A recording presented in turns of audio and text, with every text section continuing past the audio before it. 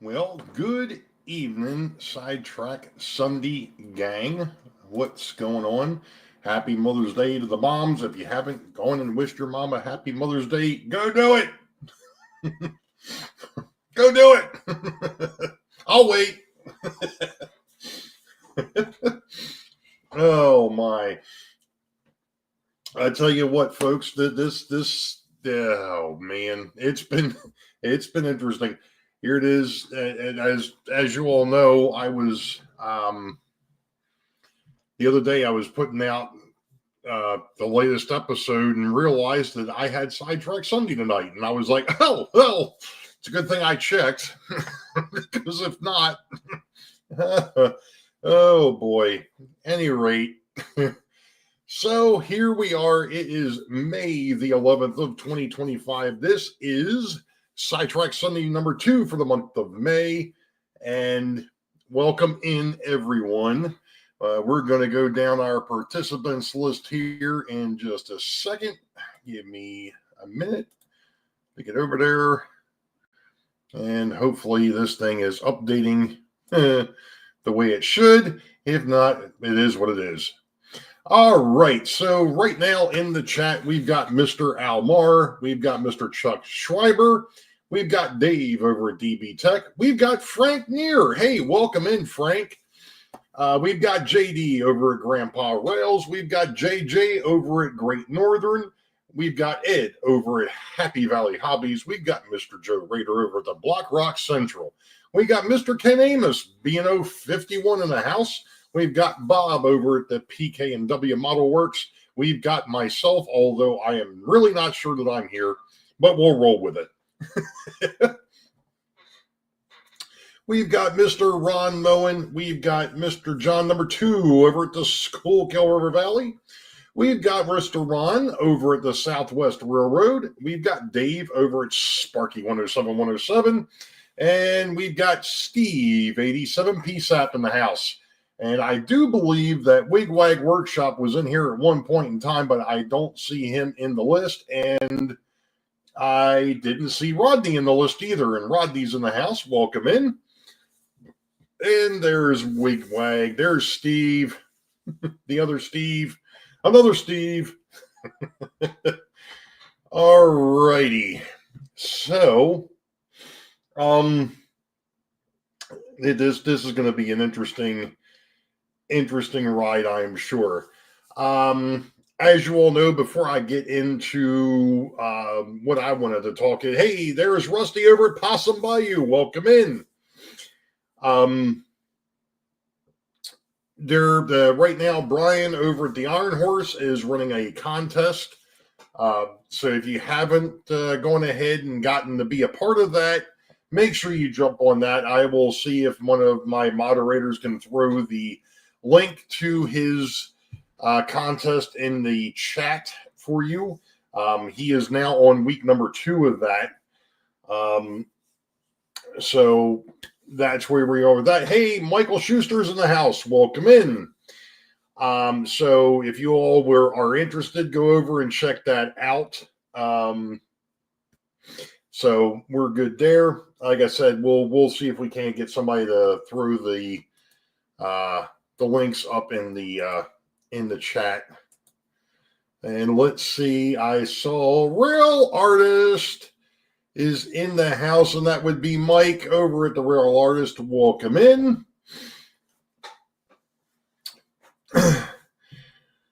So, and there's Opa Dodge.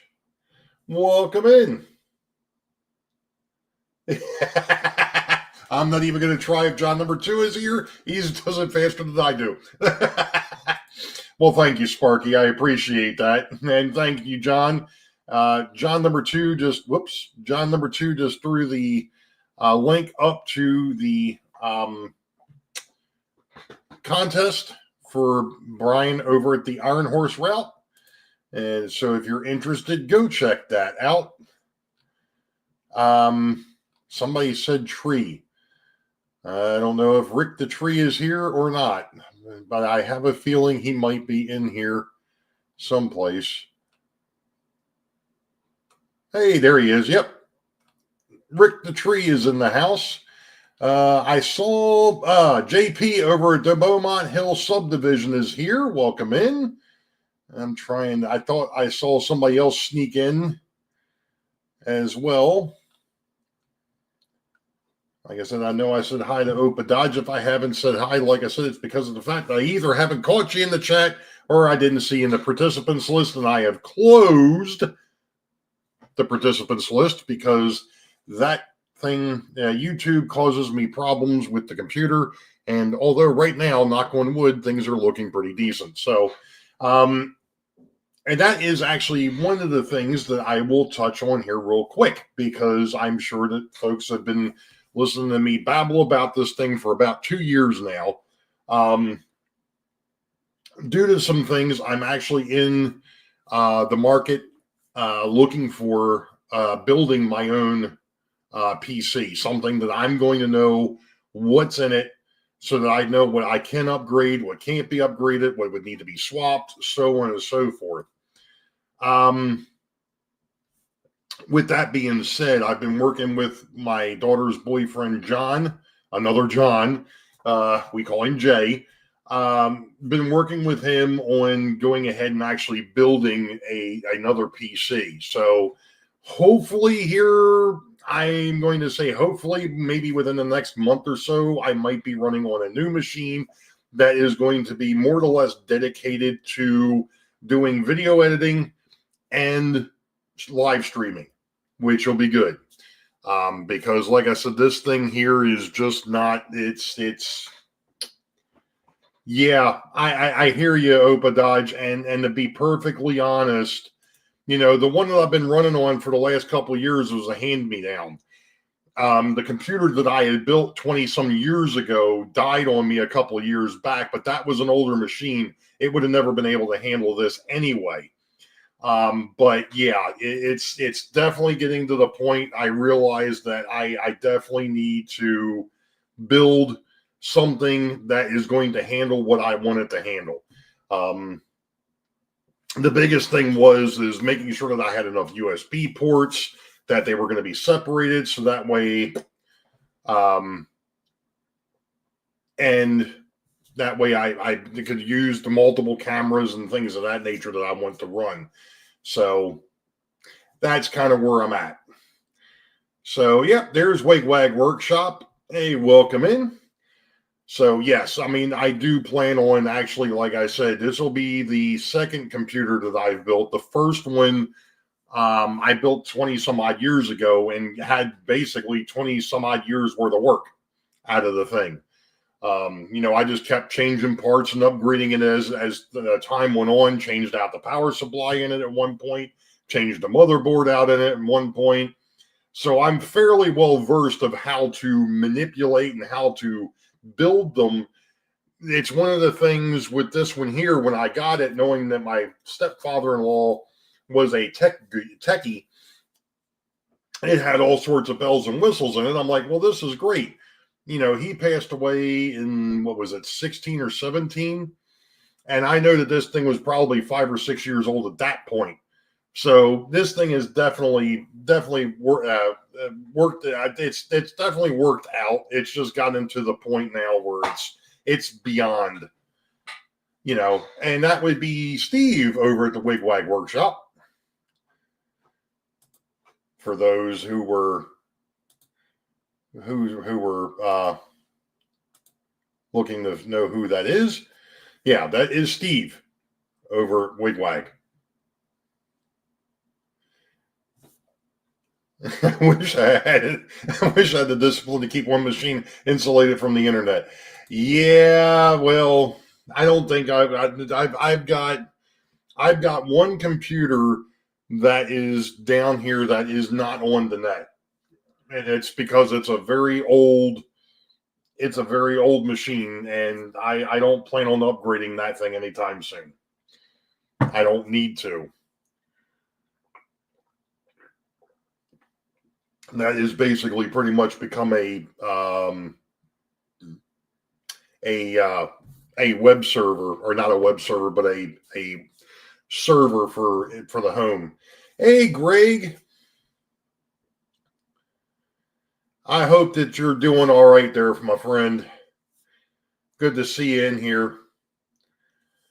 I've got a Windows 95 machine that I never hooked to the internet. Oh, there you go. Anywho, oh my goodness. Yeah. So, I always keep one computer free of the internet.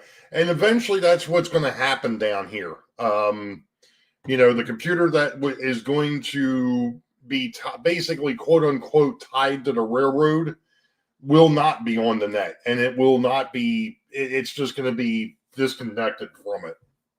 But it's going to be running older software, so I'm really not that concerned about it. So, that is what it is. The thing of it is, Sparky, is it just gets to the point with some of the things out there, I don't know. Yeah, I mean, I know that there are people that do that. Great, more power to them. I can't see spending that kind of money every 4 years. So what do? I do it about every 20. I do it about every 15 years. So, it is what it is. Yeah, and that's the reason why I want to have one machine that's running older software. Two reasons is so I can, if I wanted to, I can play some of the or mess with some of the older games that I used to mess with, although I really don't see the need to. But it would be nice to be able to do that from time to time.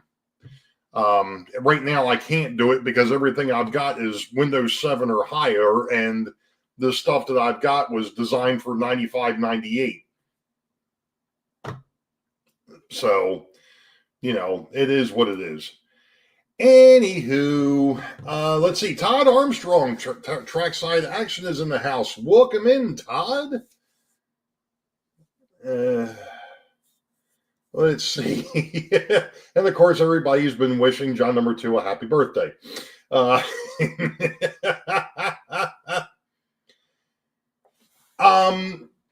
JP, what I plan on, okay, since I know there are a few newer folks in here, I'm still strictly DC, direct current, analog, whatever you want to call it, 2-rail analog. And what I mean by having a dedicated PC to the railroad is that is just an inventory computer. That's all it's doing. Hey, Dwight over at the Curly Express is in.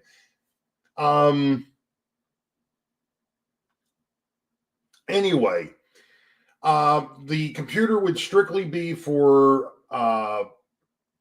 inventory and for possibly running the schedule, possibly even getting into maybe JMRI or JMRI Lite, as I would like to call it, because I am DC. I don't have to worry about all the DCC interaction. But that's all it would be. I mean, that's all I need it for. Would be storing that kind of information, and like I said, possibly even running the schedule. That would be where it's going to be over at the dispatcher's station, which happens to be the old bar. So that's what that's for. So that's kind of what the plans are. In fact, the one PC that's sitting over here next to me, that was the one that was supposed to be over there until my old 98 machine. Well, actually, that one there was an XP machine until the XP machine took a dump.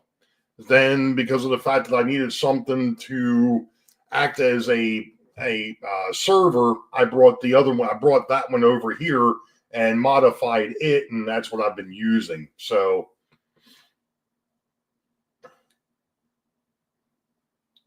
yeah, I mean, the thing is, I mean, but to be honest, JP, it's what I know, and it's what I'm comfortable with, and the fact that I deal with, the high technology pretty much on a daily basis. Actually, I deal with it on a daily basis. I need a break from it. And that's the reason why I still run the old analog. Possibly sometime in the future, I might go over. But it's going to be a while. I mean, it's really going to be a while. There's other things that I need to do than that. So that's that. I'm not. That's a dead horse. Sorry, I'm trying to see if I can fix the overhead camera because it's. I thought that I had this straightened out, but apparently not. And literally, oh, look at that. Okay, maybe I do have it. All right, sorry. Come to the other side. Yeah, I know. DCC's easier. You know, from some of the things that I've seen, I wonder about that statement, Frank. I really do. I mean, here it is. I can turn on the layout and the stuff will start running. I've seen issues with people that have DCC where, you know, they've got to go in and reset the boards. And yeah, no, that's okay. Sorry. Right now, finish the damn before DCC.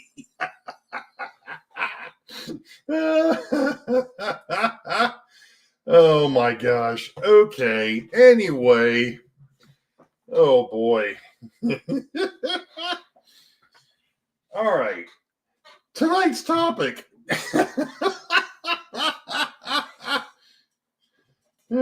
Come on, guys. It took us 10 years to go from KDs to horn hooks.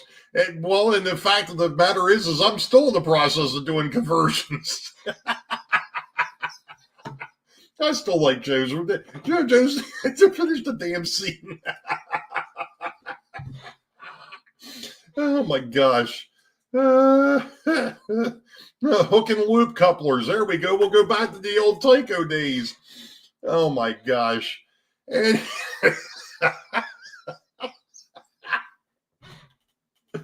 Ray will be DCC before he gets the foam ramp in.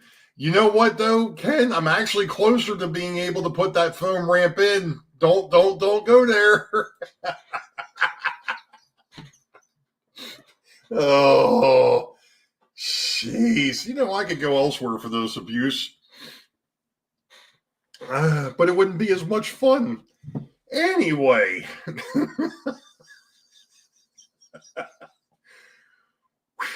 Oh, I love it. So,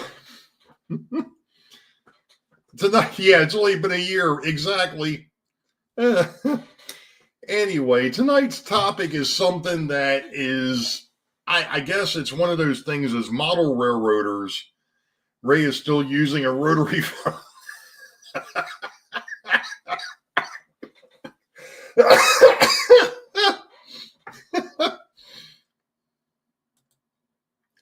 At least I'm old enough to know what a rotary phone is. Oh my gosh. You all ain't right. Anyway, but I've known that for a long time and wouldn't have it any other way. Okay, so hey, we're looking at the desk. Still has a party line phone. Oh my gosh. Anyway, what I wanted to talk about tonight, and I really don't like that. I really don't like no, not that. I want that. And I want that over there. There we go. That's better. That way the duck isn't on my head.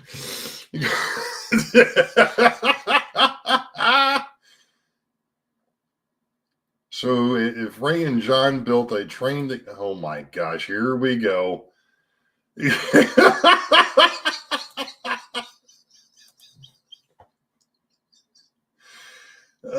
Between that and the fact that the party line, yeah, there we go. Can you get a rotary cell phone?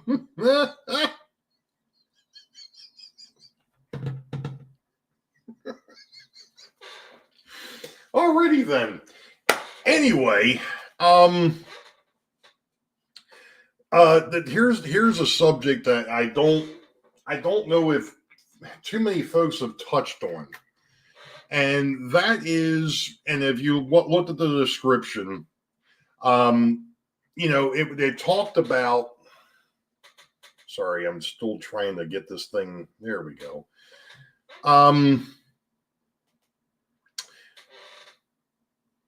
about heavy haul or special trains. And what do we mean by special trains? Well, in the case in point of some railroads, what they would call a white flag extra.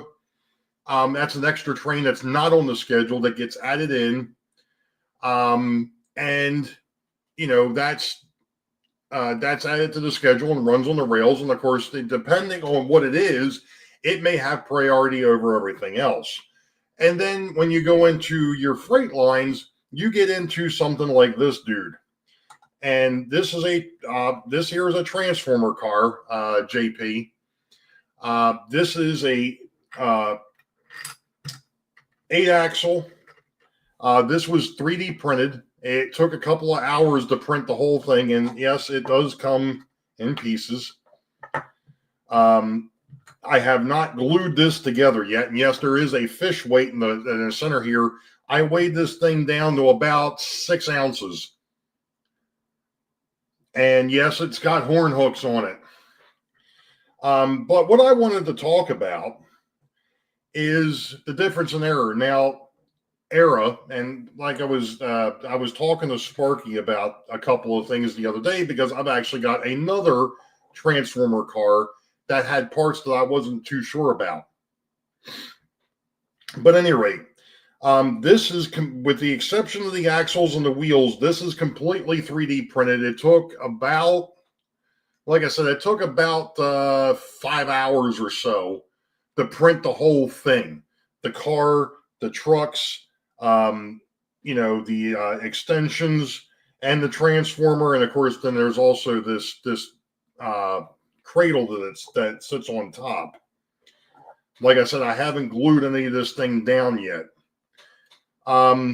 But one of the things that fascinated me is that somebody had mentioned in one of the comments when I first showed this thing, when I was putting it together, sort of, or showing the parts and then putting it together on a video, I think the week before last. There's still other parts that have to be added to this. The air compressor and all is on this side. There's a brake wheel that goes over on this side. Those parts are still sitting actually back at the bench now. But one of the things that I thought was interesting is, well, that really depends, Bob. I mean, I'm looking at 1950 to 1970. And from what I can tell, this thing fits that era, probably closer towards the end, probably closer towards 1970. But, for what it is, I mean, this thing is just incredible. The details that were on this and the separately applied parts, this thing is just, it's a beast. And I've kind of always wanted one of these.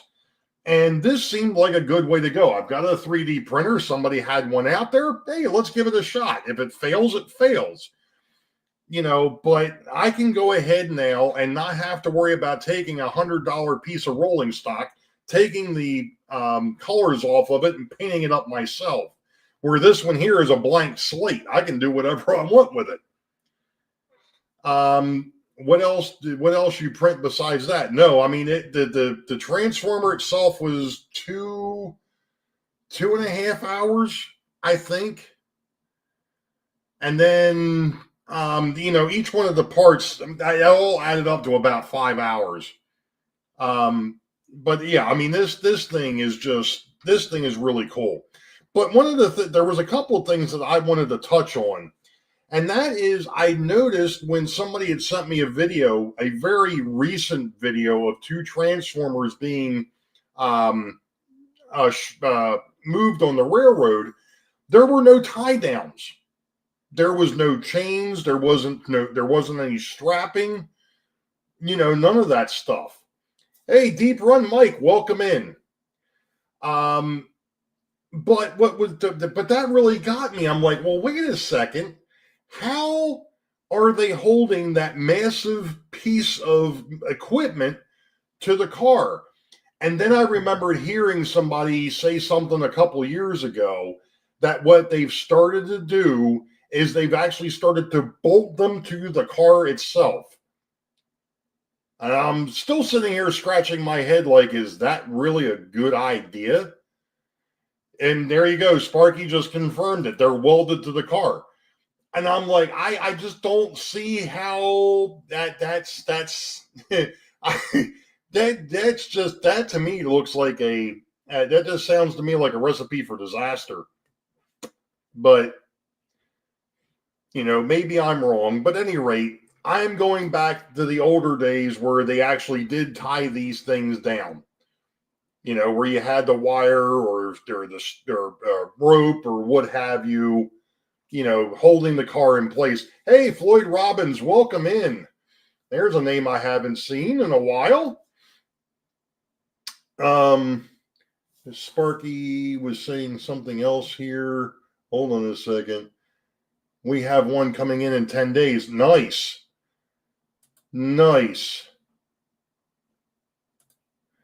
Engineers made the plan, but the plans didn't get the work done, right?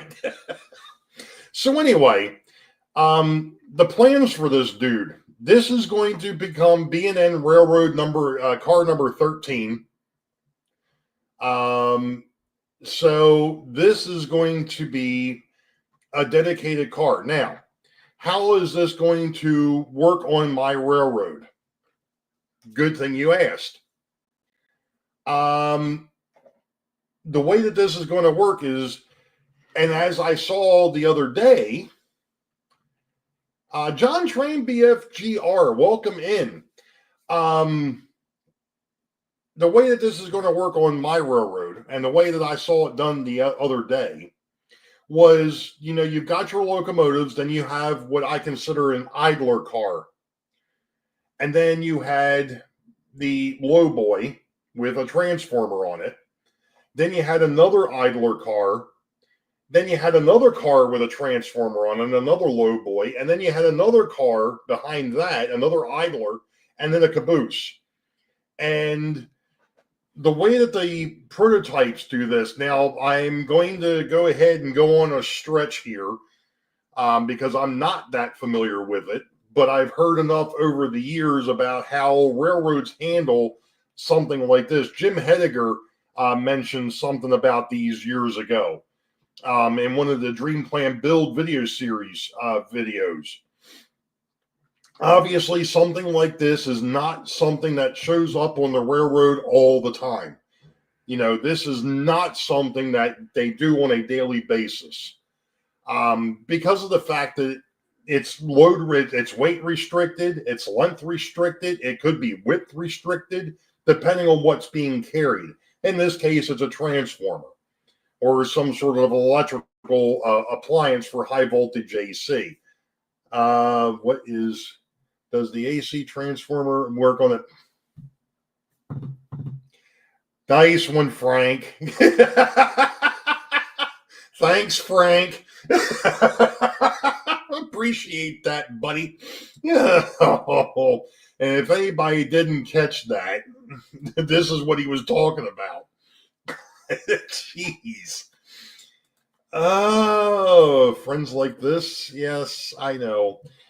Anyway, so what my plan on is for my railroad, or for the Beauville and Newtown, is that there will be, obviously, the same type of deal. You'll have an idler car, you'll have a transformer car, another idler, the other transformer car, which I'm about to bring over here in a second and show that one off, and then another idler car before the caboose. They only play Thunderstruck by ACD. Oh my goodness. Sean's Pennywise and Meisner Railway. Welcome in. That one there was already asked, Ed. So anyway, this is car number 13. So the next car in line that would be between the two transformer cars would be this guy. This is car number 11. This was a this was a piggyback flat car that was given to me by one of our generous community members, and I don't believe he's in here tonight. That would be Santa Fe Bob. So the other night when I was thinking about this, I was like, all right, well, I've got my low boy. I've got another low boy, but I don't have a dead. Well, I was looking at the other low boy and realized that there wasn't any room on the car for these two pieces. This is another smaller transformer cabinet, and I doubt that that's really going to show up very well.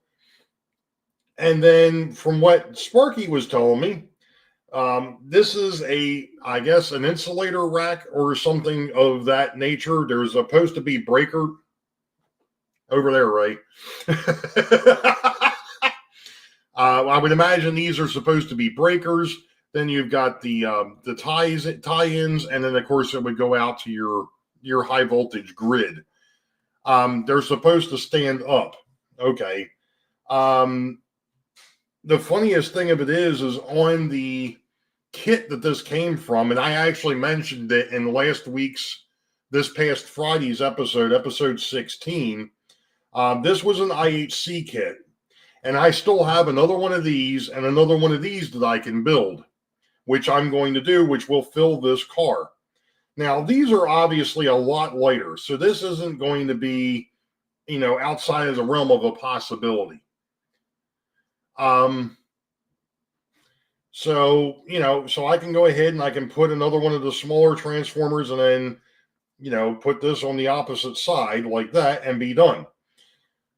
There should be plenty of room on the car for that. If not, then I can always go ahead and put the one transformer, put that in the middle, and put the other transformer on the other side.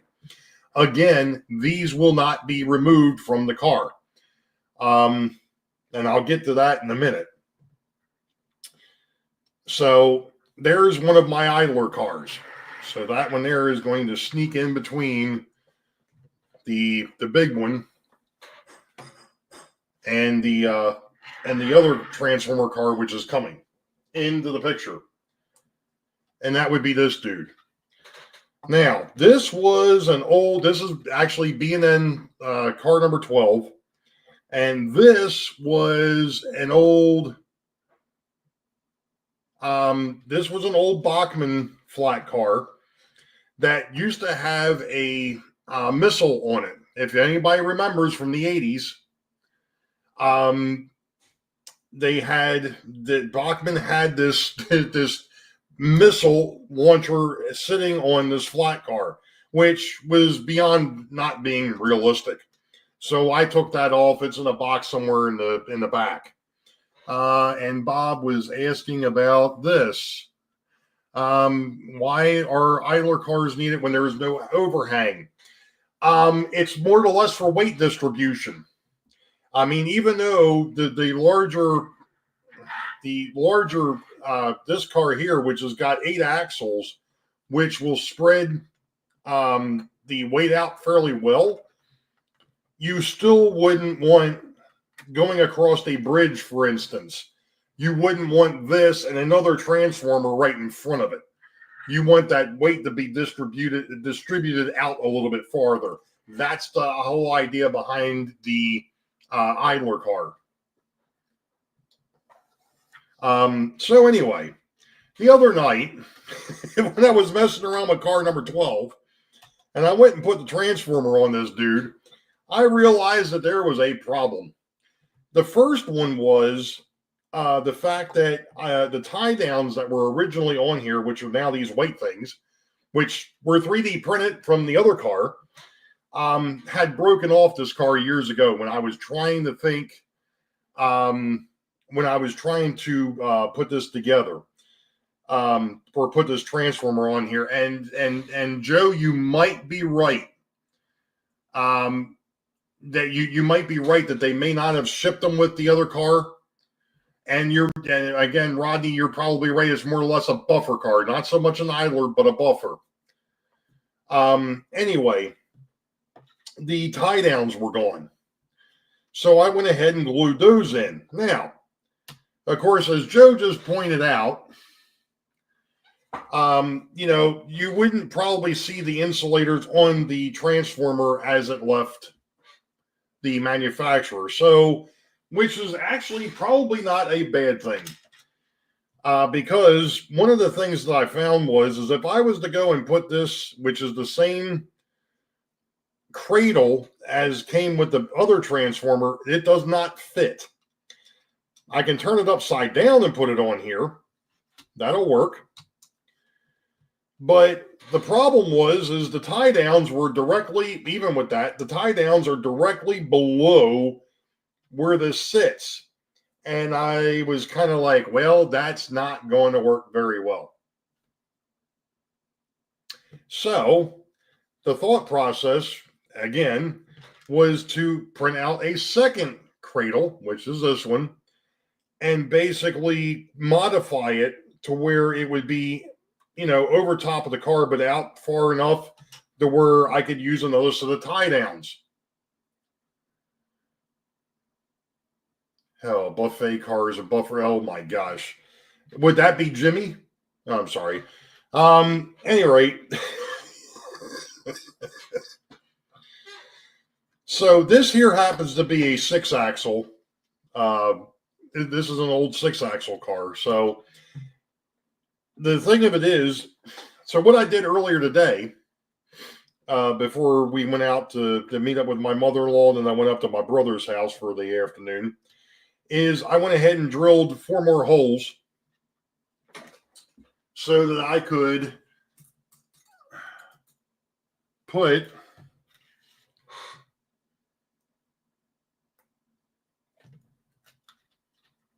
four more tie downs, but put them out closer towards the end of the car. That's the second one or the third one I broke. Dang it. That's right. There's more where that came from.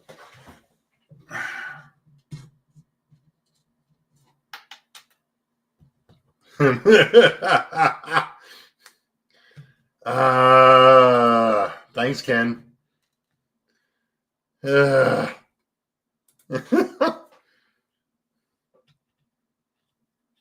So basically, and of course I do have to fix that in because when I went to drill into it earlier, it kind of snapped the corner.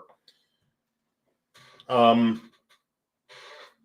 now, regardless of whether I leave the insulators on here or not, I can actually get, I can put this on this transformer and be able to get the tie downs far enough away from the transformer. So, and all this time I thought his gray was natural. What did I miss? I missed something. Oh boy. So that's kind of what the plans are. I'm going to show this going forward. The funniest thing of it is, and as I was talking with Dave, I was talking with Sparky earlier in the week. This here was originally the same color as this is, that deep green. So, and I just didn't think that looked very realistic. I thought that the gray looked a lot better. So the other car, the big car, will be painted the same way. The transformer will be painted gray. The car, I think I'm going to go with blue for the car, and then I think the weights, that's these boxes on the sides here, I think they're going to get painted yellow. Probably also with the cradle, that'll get painted yellow. I'm not sure what I'm going to do with the air compressor and all that other all the other stuff that goes on this end of the car, but I'll get there when I get there. This thing is going to be a work in progress. And of course, as Steve 87 so nicely pointed out the other week, don't you have enough projects? You can never have enough projects on a model railroad. Let's be perfectly honest.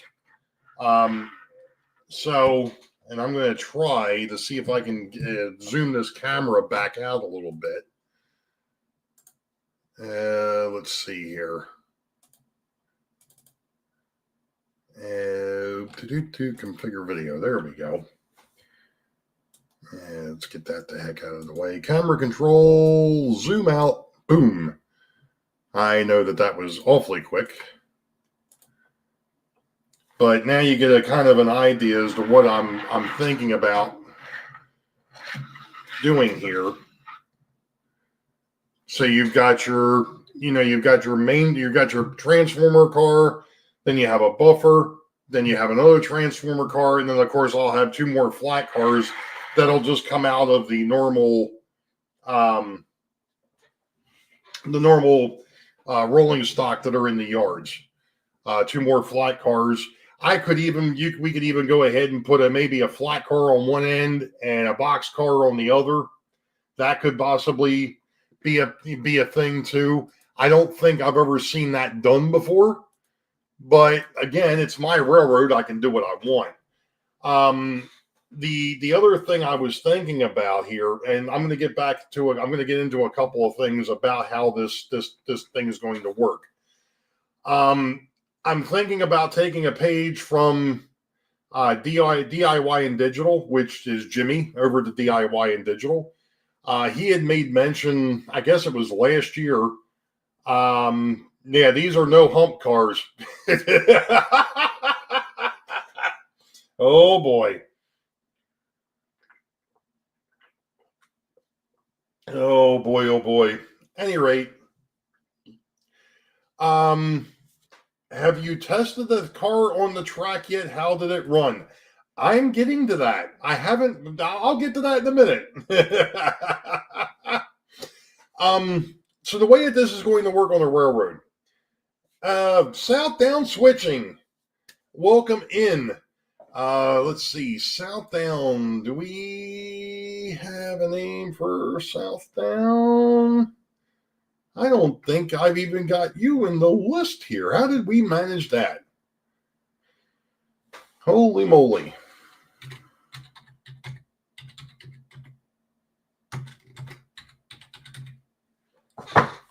All right. South down switching layout. All right. Let me go ahead and update that.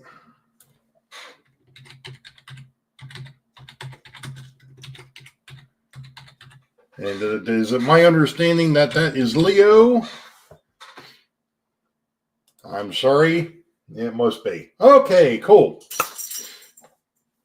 Thank you, John, for confirming. What I was getting at is they need to be labeled as no hump. That's true. I will have to. I don't know if I've ever. I have to look into that, to be honest with you, Steve. Then that's another good call out there, Bob. Is I don't know when the hump yards were really put into place. But anyway, okay. So let me get back to what I was talking about. Jimmy over to DIY and Digital had mentioned that he had started to do something very unique with his last layout, which was for operations. He was actually using percentile dice from Dungeons and Dragons for those of us old nerds that used to play Dungeons and Dragons.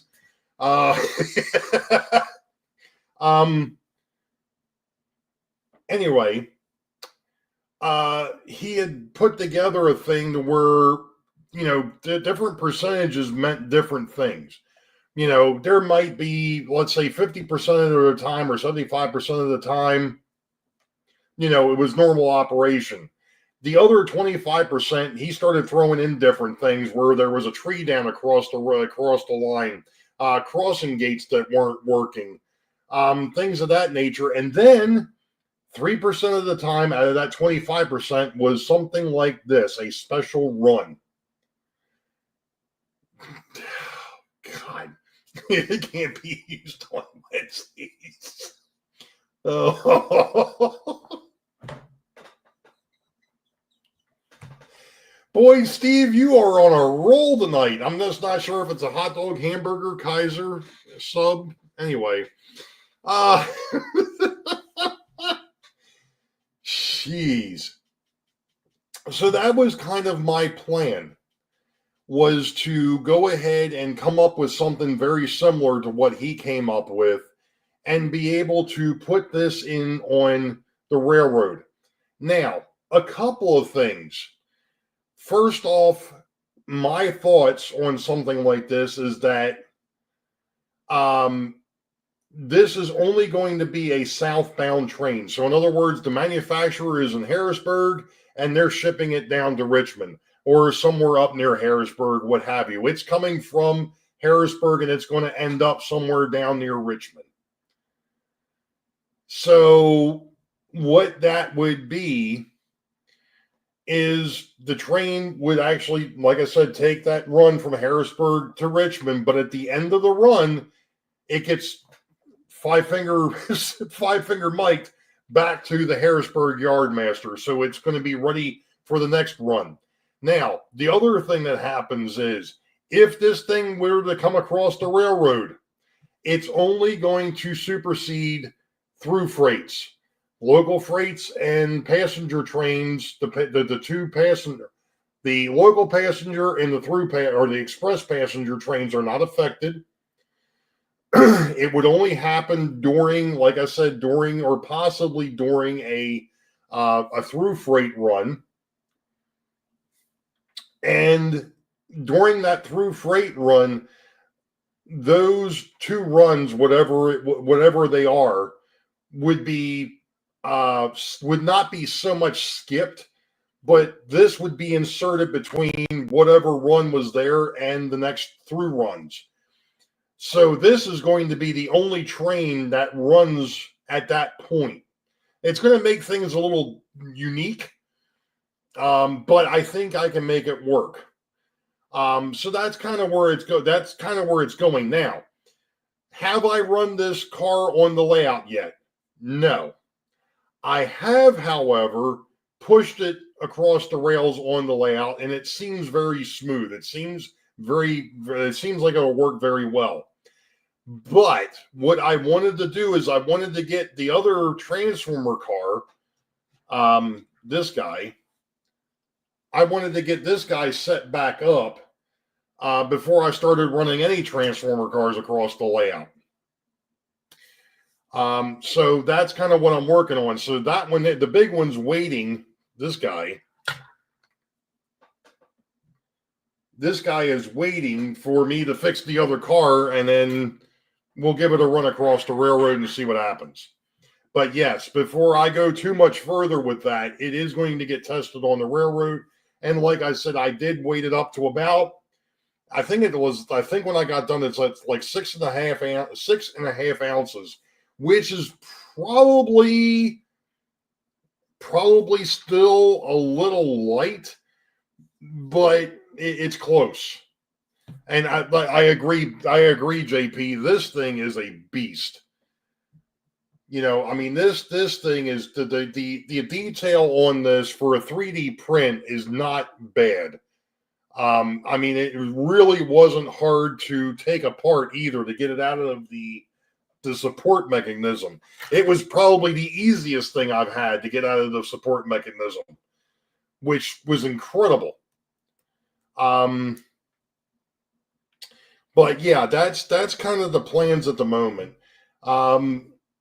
You know, I will get it running. I will take a video of it running across or being pulled across the railroad. Now, the other thing that's going to happen is because this is a special run, it's going to require special locomotives. What do I mean by that? Or motive power, I should say. What my thoughts are is because of the weight, you're looking at either needing the F7 ABs, the dual locomotives, or, you know, the SD40-2s, or the FP45s. We're talking the big boys. You know, we're talking the 6-axle diesels.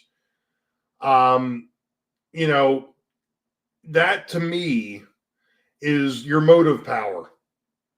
Does it fit under the bridge? That's an excellent question, Joe. And it does.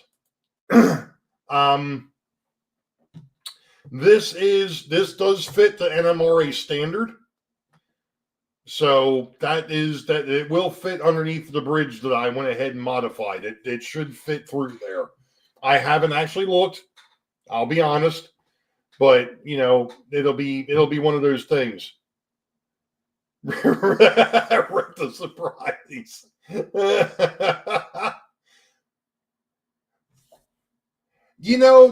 that wasn't that kind of was the intent, Bob, is trying to find stuff on Thingiverse and other sites. And I do, if you are going to get into 3D prints, Thingiverse is by far, to me, the easiest one to navigate.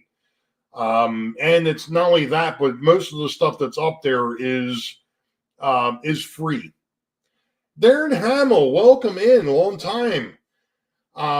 So that kind of helps out in that respect. I did go ahead and tell the guy I was really impressed with the print. Once I've tested it out and I do a few other things, I'm probably going to go ahead and shoot him a couple bucks. So, we'll go from there. Let's see. Wait until Ray puts 36-inch wheels instead of 33s.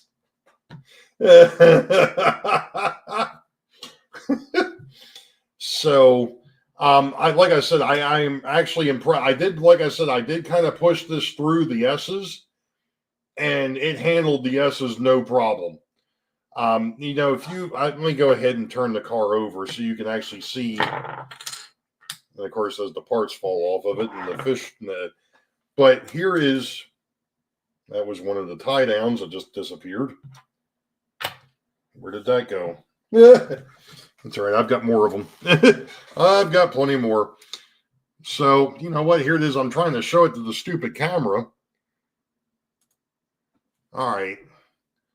So there you go. So you've got you've got two trucks on there, and they spin independently. And then, of course, then you've got the bar that goes between them. So this thing can handle probably a fairly tight. It might be able to handle 18, although I wouldn't push it. I'm running 22. So, I'm running 22-inch radius, as everybody knows, but yep, that is that. It must have fallen to the floor. And I'm probably going to run over it with the chair, but that's okay. At any rate, like I said, I've got one more up there, and I've got more on the bench. Take it easy, Sparky. 33 and a half. Oh my goodness. Boy, you all are on fire tonight. You know that? Jeez.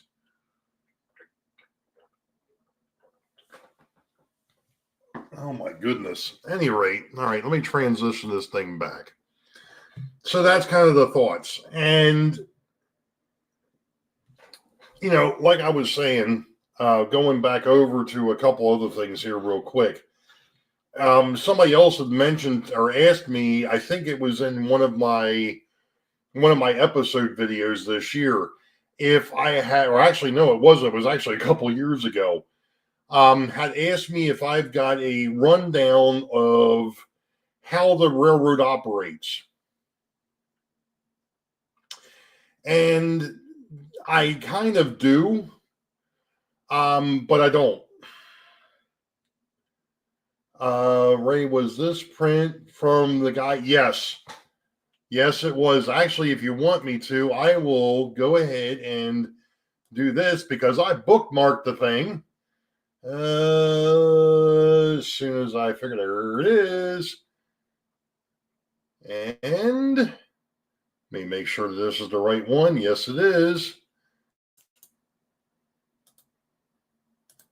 There we go. Here we go. That is the link to the car. And when I get done with this video, I'll make sure it's linked in the description as well for anybody that's interested. But yeah, I mean, like I said, this guy, when I first looked at it, I'm like, yeah, that doesn't look too bad. And then when it printed out, I was like, wow, this is this is impressive.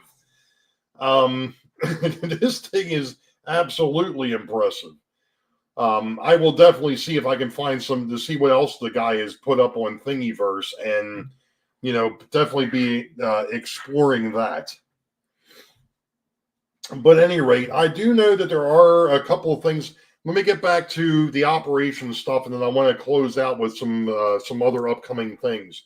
So I once I'm happy, and I've said this God knows how many times now. Once I'm happy with how the railroad is running, I will be putting together I guess a Word document or something of that nature for the dispatcher and for the engineers and for the yard masters, so that they understand how the railroad is supposed to work.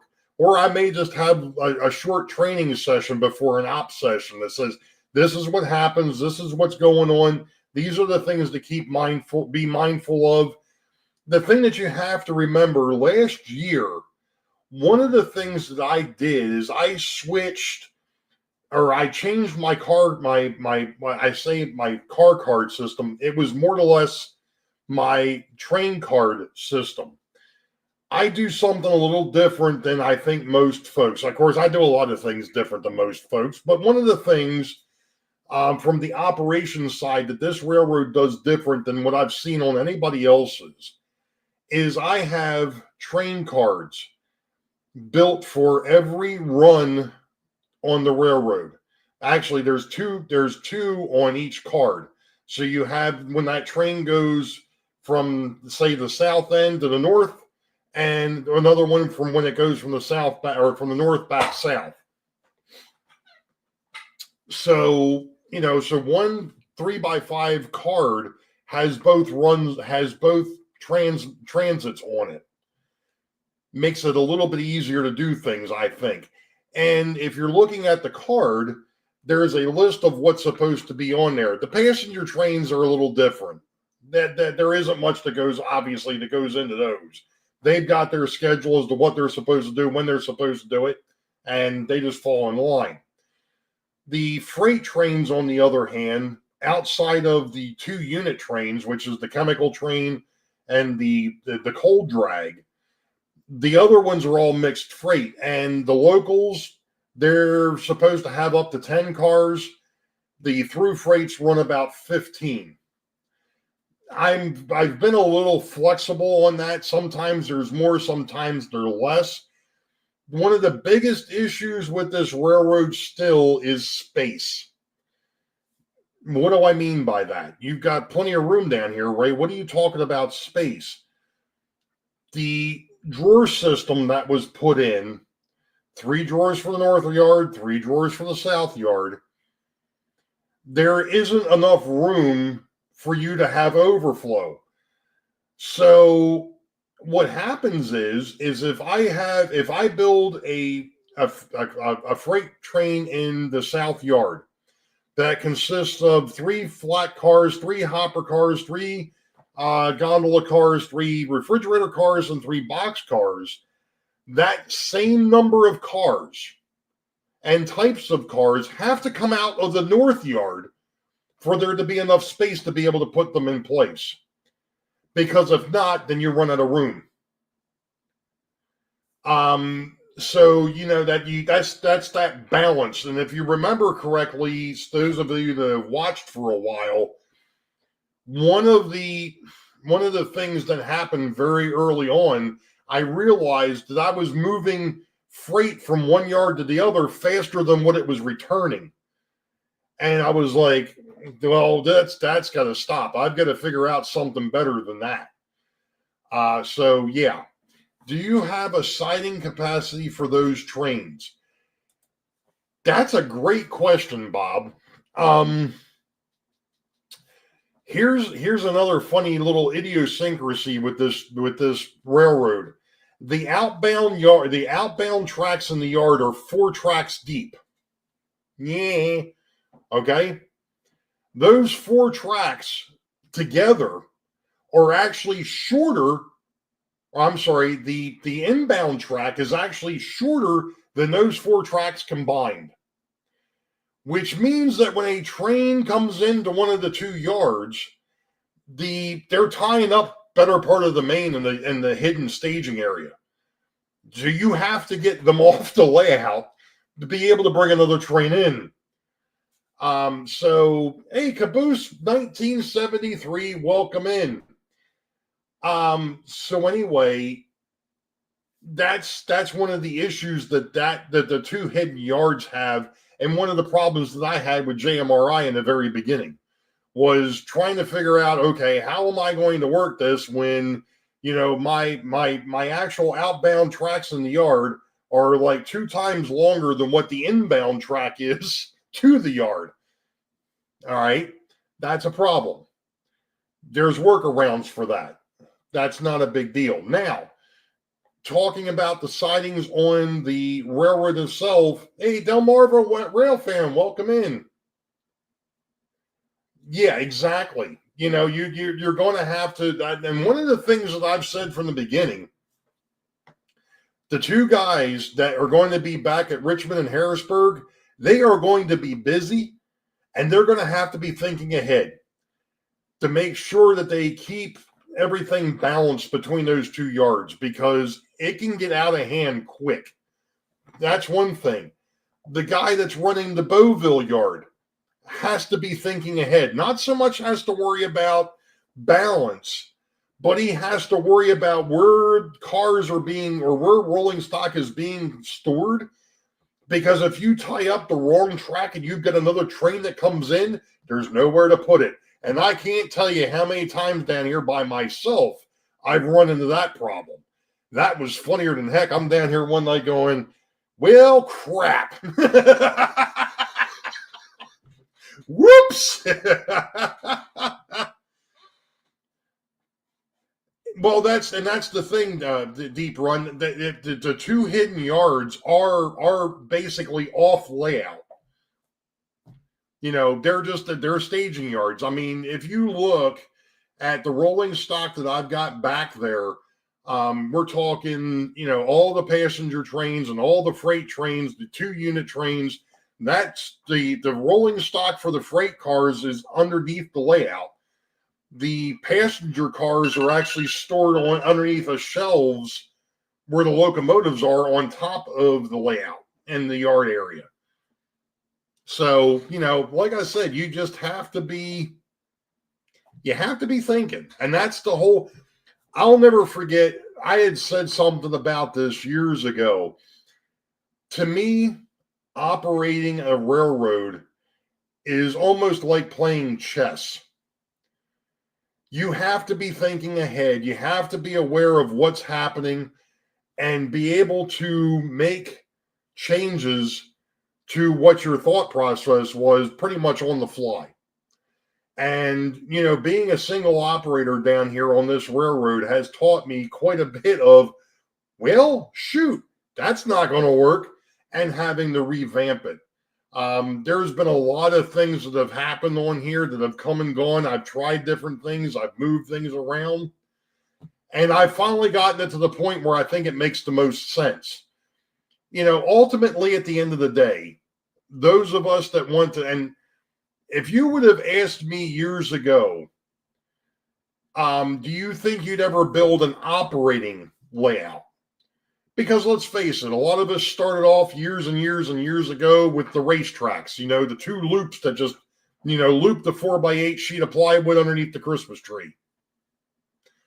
That's how a lot of us got started. We didn't think about, moving a boxcar from point A to point B and then back again. We just didn't think about that kind of stuff. And years ago, I'd say probably 10, 15, 20 years ago, actually probably closer to 20 years ago, I would have said I would have never built an operating layout. I like to come down here, flip a switch, and watch trains run. And then the more I got into watching videos and watching YouTube, it hit me. Wait a minute. the purpose of one of the things that we're trying to do in our own little world down here or up there or wherever it happens to be that you're building your railroad, in your shed, in your basement, in your attic, whatever, your spare room. We're supposed to be trying to mimic we're supposed to be trying to mimic a transportation system in miniature. Bruce Chubb said it best. And when you sit there and take a look at what he's done over the years with his railroads, like I said, I would have 20 some years ago, I would have never thought about building myself an operating layout. Going and working on somebody's operating layout? Yeah. Building one of my own? Absolutely not. Didn't interest me. Nope, that wasn't the thing. So, but here we are. This layout is unique. It's actually a dual mode layout. It can do continuous run and operation, not at the same time, but it can do both. So, that's the cool part. There aren't too many of us that can say that they can come down or go into their train room or their train shed or whatever, flip a switch and just watch the trains go around in circles and go, you know what, that's pretty cool, but nope, I'm going to go ahead and go ahead, put this thing back into operation mode and actually start moving some stuff across the railroad and see what happens. I can do both. And it's kind of neat. It's only 2 tracks versus the 4, actually the 5, 6 tracks that I used to run, but hey, that's fine. This is much cooler. This is much cooler. Any rate, now that I'm completely sidetracked, which is typical, there are a couple things I do want to touch on real quick. I do know that actually this past weekend was the train show, not this weekend, the weekend before, was the Great Scale Model Train Show at Timonium. It wasn't as nice as the February show or the October show. And I think a couple things kind of hurt it. They had another show going, which has been normal here lately. They had another show going on. It also got pushed to the first week in May, where normally it's in the middle of April. And I think part of that had to do with the Easter holiday and so on and so forth. So, it just it didn't seem like it was as well attended as I thought it should have been. But then again, the weather was really nice, and May is the time to get outside and work in the gardens and get your grass growing and cut the lawn and whatever. So I did pick up a couple of things. I mentioned that all in the video this past week. I just got my couplers yesterday. I got another set of 25 148s. So I can make the conversion at least on the caboose and on the refrigerator car. The other 2 cars won't be converted. They'll stay horn hooks for right now. I've got another set of cabooses that's back in my work area that I've been waiting to get parts for. Well, now the parts are here. Now I got to get my button gear and get them taken care of.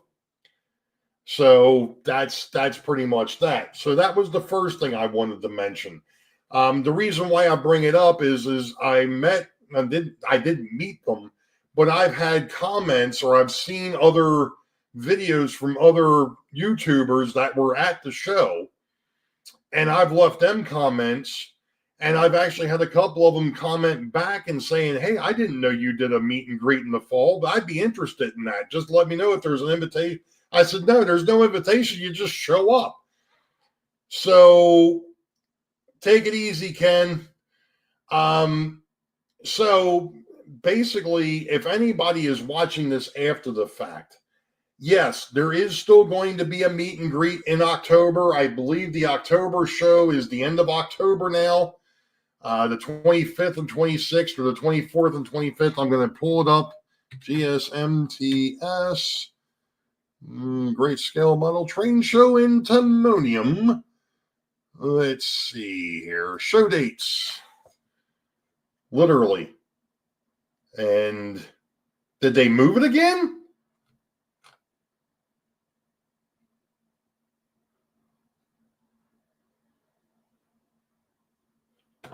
Or did they not update?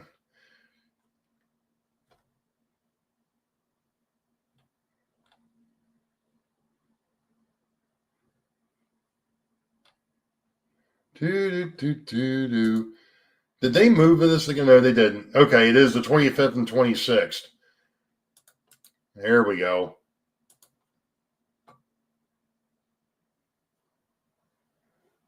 All right, I'm going to drop this in the. Thank you, Joe. This is the link to the Great Scale Model Train Show. But yeah, it's goofy, Ron. One part of it says the 4th and 5th, and then you go in and look at this next. It says the next show is the 25th and 26th. So we'll have to keep an eye on it. I think it did get moved to later in the year, or later in October, which kind of stinks because, well, the Stella Maris thing is still I think the 12th. Actually, that might be moving too, but it's going to be on a Friday night instead of a Saturday. But at any rate, that's that one. So there's the possibility that we could have some other YouTubers that aren't normally in normally in the in our chats or in the streams or what have you. Yeah, I didn't think so. I don't think they were going to cancel it. That one there's a big one. I can't imagine them canceling the October. I can see them shutting down the May one, but not the October one. Anyway, so that could be very cool. There might be more people at the October show or more YouTubers at the October show than there had been in the past. That could be awesome. I'm going to back up because there is one thing that's happening before that, and that is in August, and that is for Sparky. Sparky is having a meet and greet in Canada at his place coming up the 24th and 25th of August. I think it is. Unfortunately, I am not going to be able to make that. I've got a little too much going on. I'd like to be able to, but unfortunately, I just don't see that in the cards at the moment. That could change. It might be, I don't know. I have to see 22nd and 24th. Okay. Thank you. Thank you, Sean. So yeah, I really, really wish I could make it up there in August, but I don't see that happening, unfortunately. I can tell you this. Here we go. We're going to bounce again around a little bit more. So the bigger announcement that I have is the fact that I am going to Amherst next January. So I am going to be up at Amherst next year, the January 2026. I will be in Amherst. It sounds like the wife and I are going to take the train up Friday, stay Saturday, Sunday, and then take the train back on Monday. So that's the plan. I believe we've already got the hotel booked. We're still going to go ahead and get the train booked, and then obviously we'll get the tickets for the actual train show. So that is the plan. So yes, I'm going to go up to Amherst. Knock that one off the bucket list. So that is going to be a lot of fun. I can't wait to get up there and hang out and see what everybody's been talking about for the last few years. It's it's going to be a blast. I'm quite sure that is going to be a blast. No, it's in Massachusetts, Springfield, Massachusetts. Yeah, I know I've got a link someplace, but I mean the thing of it is they really haven't updated anything for next year yet. So they've got this year's thing still on there. The funny thing of it is I've got two coworkers that live up near there, and it sounds like that they're going to possibly swing over and take a date and hang out for a bit too. So that's going to be cool. One guy I've never met, and the other fellow I haven't really talked to besides on the computer in 6 years. So yeah, it's going to be a blast. I'm really looking forward to that. Really looking forward to that. So Amherst is worth the visit. 4 buildings and open till 5.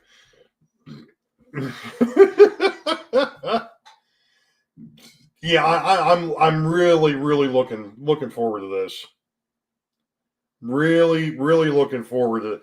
And it's really been, to be perfectly honest, among the recommendations from those of you in the community that have gone there year after year, or time after time, and have enjoyed themselves. And I've seen the pictures, and it's like, this is awesome. I mean, it's really cool to see a show for model railroading that large. Take it easy, Floyd. So I mean, that's really going to be cool. I'm hoping that there's a lot more, a lot more folks. I'm sure there's going to be quite a few of us that are going to show up there, but yeah, I mean, I can't wait. I mean, I'm really looking forward to that one. It's always been in the past that something else has always been in the way, some sort of a trip, or there's been some sort of family thing that's kept me from doing it. Obviously, the showstopper kept me from doing it. So yeah, looking forward to this. Really looking forward to this. So anyway, I think that is going to do it for me for tonight. Next week is Bob over at PK&W Model Works. He will have Sidetrack Sunday next week. So I mean that's going to be, and I know he's had a couple of test streams to make sure make sure he's gotten this stuff working. And one of the things that I've told Bob a couple of times, even the seasoned veterans have had issues with technology on these live streams. You can't worry about it. You just kind of got to go with the flow and go with and run from there, and hope that you can take some time out and look at it and get it straightened out off, and hope that it works the next time you fire the computer back up or reboot it like I had to again right before I did this. So, but at any rate, I want to thank everybody for showing up tonight and hanging out for an hour and 15 minutes. Hopefully I didn't bore everybody to death. I know there were some great questions in the chat. I want to thank you all for making this interactive. This is the reason why we do this show, is to have some fun, which usually is at my expense. But, the chat is the reason why I love to do this. So you all know the deal. Wait for the highball. Green tracks ahead. Be safe. God bless. We will catch you all next time. See ya.